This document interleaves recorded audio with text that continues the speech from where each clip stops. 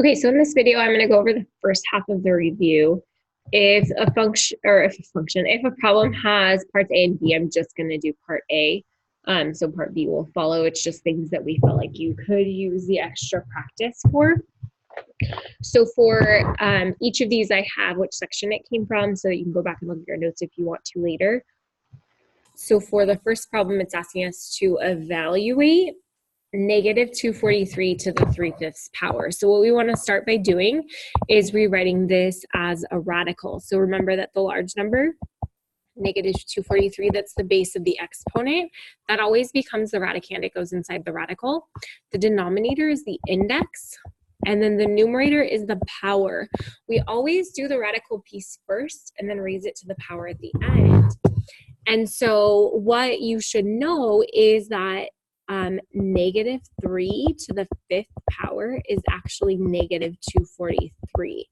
So that means that the 5th root of negative 243 is negative 3. And so if this piece is negative 3, then it's still being raised to the 3rd power. So one of the problems on the quiz was that people forgot to then raise it to the 3rd power to get the answer. So make sure that you don't forget that step here. And so negative 3 to the 3rd power is negative 27. So the answer to this question is negative 27. For problem 2, we have a 5th root, which means that we're looking for perfect 5th powers. What I'm going to do for this is just kind of rewrite them as 5th powers so that we can evaluate. So negative 32 is actually the number negative 2 raised to the 5th power. So if I'm taking the 5th root of negative 2 to the 5th, that's going to come out as a negative 2. If I look at 20, I can get 20 by multiplying 5 times 4. So this is the same as having x to the 4 to the 5th power. If I divide 5 by 5, I get 1. So this is the same as having y to the 1 to the 5th power. And finally, the z to the 15. 15 divided by 5 is 3. So this is the same as having y cubed to the 5th power. So remember that each of these 5th powers cancel with the 5th root, so that our answer for this problem is negative 2, x to the 4th, y to the 1st. I wrote a y again there, z to the 3rd. Sorry about that. That second y should have been a z. So remember that really kind of the shortcut to not doing all of those steps that I did and writing it out the way that I did is that we're going to divide exponents by 5. So when I got these numbers, I divided 20 by 5 to get 4. I divided 5 by 5 to get 1. I divided 15 by 5 to get 3. And I really could have just gone and gotten straight to the answer because those are all divisible by 5. So either way, we got negative 2 x to the 4th y times z cubed. So for problem 3, I'm going to do part A. Part A is asking us to do f of g of x, which means they want us to plug g of f into f of x. In B, you're just doing it in the opposite direction. So for plugging f of x into g of x, actually, I think you have to do both on the test. I'm going to do both. I'm going to take g of x, and I'm going to replace each of the x's in f of x with it. So that means that in our f of x, we've got x squared plus 2x plus 5. So I'm replacing each of those with g of x. So 7 minus x squared, 2 times 7 minus x plus 5. When I'm squaring a binomial, that means I'm multiplying it times itself.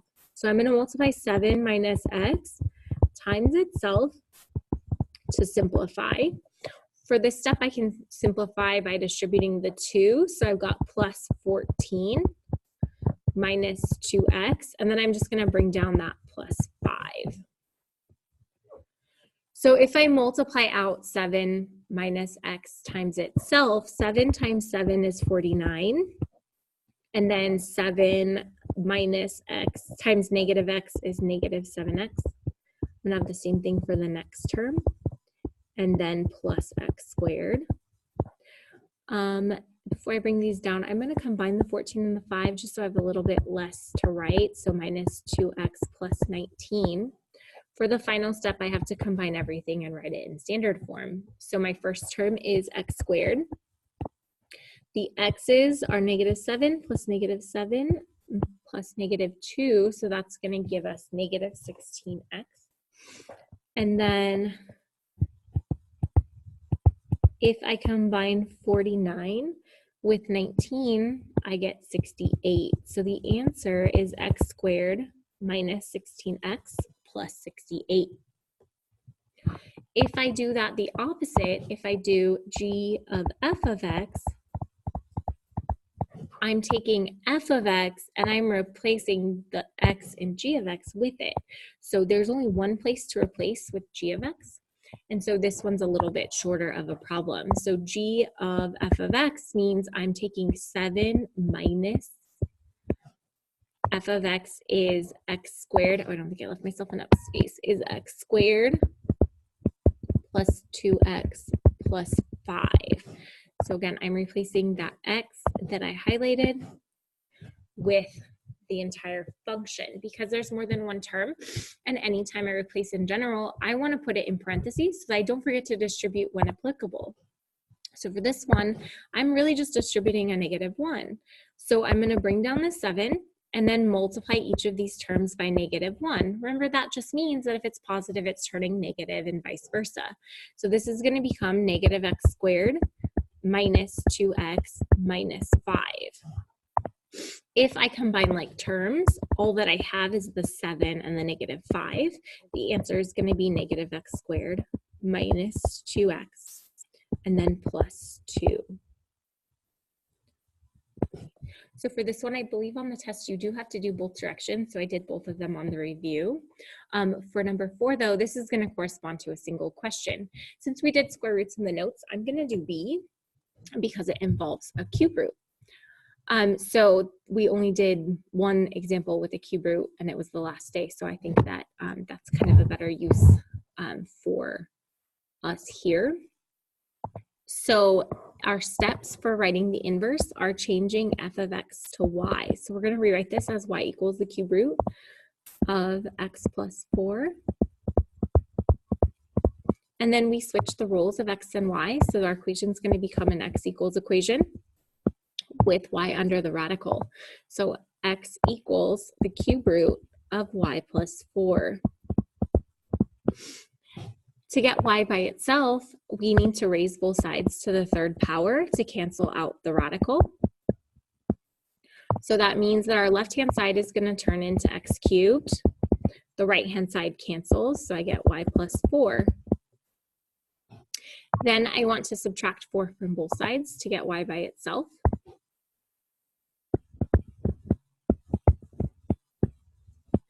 And so y equals x cubed minus 4. Remember that the graph of a cube root function looks like this. And so this passes the horizontal line test. So that means that we want to write this as f inverse of x is equal to x cubed minus 4. So the inverse is a function because it passes the vertical line test. Because the original equation passes the horizontal line test. So that means that the inverse will pass the vertical line test. For number 5, we're creating an equation and solving it. So this is really testing your ability to solve an equation with a variable squared. And so they're talking about a cylindrical pipe that is 5 feet long. So actually this 5 feet long isn't a length, it's the height in the formula. And it has a volume of 200 cubic feet. They want us to find and approximate the diameter to the nearest hundredth of a foot. remember that the diameter is equal to 2 times the radius. So this equation has the radius in it. So we're going to double our radius to find the answer. So we're going to substitute into the equation. So I'm going to substitute in 200 for the volume. That's equal to pi times r squared times 5, which is the length, but we're using it as a height of the pipe. So in order to solve for r, we want to get rid of pi and 5. So let's divide both sides by 5. So 200 divided by 5 is going to give us 40. So 40 is equal to pi r squared. If I divide both sides by pi now, I'm going to have an estimation. So 40 divided by pi is about 12.73. So r squared is about 12.73. To undo r squared, we're going to square root both sides. And so that tells us that the radius is about the square root of 12.73, which is 3.57. So that means that my answer, the diameter, is going to be double that. So I'm going to multiply 3.57 by 2, which means that it's about 7.14 feet.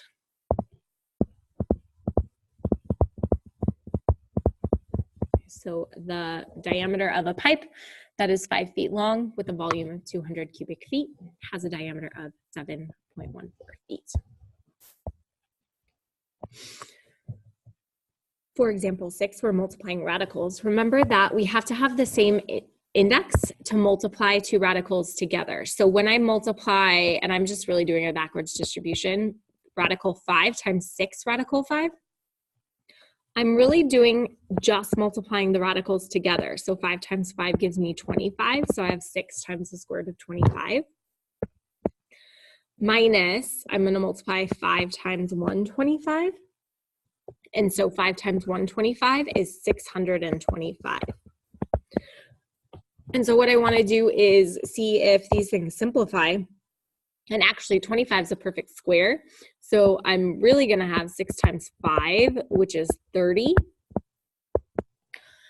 Minus the square root of 625 is a perfect square. That's 25. So this is equivalent to 30 minus 25, which means that the answer to this problem is just the number 5.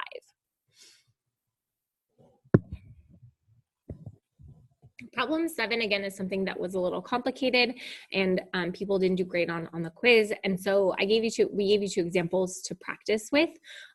Remember that in order to simplify these, we're multiplying by the conjugate of the denominator. So we're multiplying by 4 plus the square root of 17 for the first one, over 4 plus the square root of 17.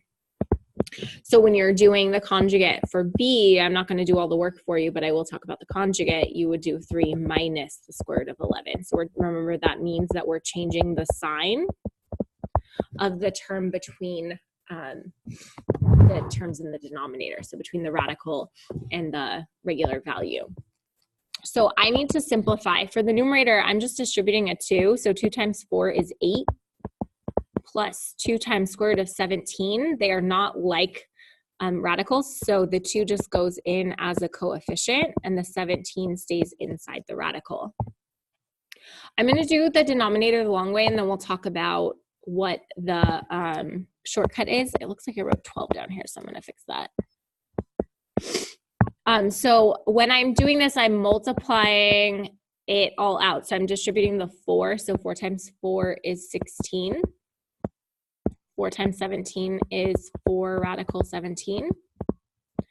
And then 4 times negative 17 is negative 4 radical 17. And finally, the radical 17 times negative radical 17 is going to be negative 17.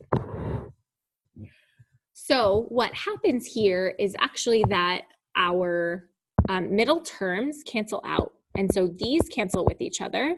And so what I could have done is I could have just written this as this was 4 squared minus the square root of 17 squared was our shortcut because we forced it into being a difference of squares. So either way, we have 8 plus 2 times the square root of 17 over 16 minus 17, which is -1. So that means that I'm going to change the signs in the numerator so I can drop the denominator. So that's going to become -8 minus 2 radical 17. -8 minus 2 radical 17. So you'll follow a similar process as you're doing B. So you're either going to memorize that it's the squares, the difference of squares, or you can just multiply it all out and make sure that you're covering your bases. For 8, again, there's only one of these, so I'm going to go through just A for you. The funky thing about this is that it's not written in the regular form. So normally I would have this written as the square root of x minus 5 minus 4. So don't let that order trick you. In this one, A is 1, H is 5, and K is -4.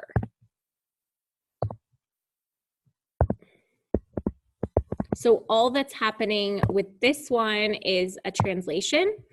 So this one is translating right 5 and down 4.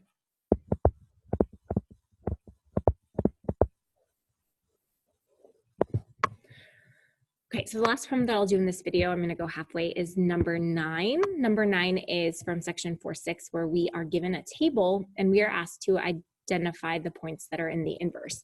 So remember that this is going to be a multiple choice question, so your answers will be written as ordered pairs. So I'm going to write this solution as a set of ordered pairs. So the inverse is where I take and I switch my x and y values. So the first point is -2, 2. If I switch, is still -2, 2. For the second point, if I switch x and y, I get 1, -1. And then if I switch for the third point, I get 4, 0. The fourth point becomes 7, 1. And the last point becomes 10, 2.